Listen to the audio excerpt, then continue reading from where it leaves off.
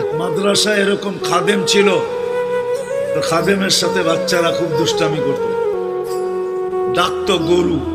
কি হ্যাঁ, পড়ার সময় গরু ডাকতো। তো ও ছিল একটু সাদা সিধা, সাদা সাদা সিধা বোঝেন, সরল ছিল, সরল সহজ সরল, একটু হাবলা টাইপের, তো বেশি মাথায় নিত না। আবার দেখবেন হাবলা মানুষ চেতলে কিন্তু খবর আছে, ঠিক ঠিক না? ঠিক। একদিন বৃষ্টি হইতেছিল প্রচন্ড, এর দায়িত্ব ছিল ছেলেদেরকে খানা পরিবেশন করা। তো খানার সময় হয়ে গেছে, খানা নিয়ে আসে না, তো ছেলেরা চিৎকার দিতেছে গরু কই গেল। একটু পরে দেখতেছে খানা নিয়ে আসতেছে, তো সবাই চিৎকার দিয়ে বলতেছে ওই গরু এত দেরি করলি কেন? বাস সরল সহজ তো লেগে গেছে মাথায়।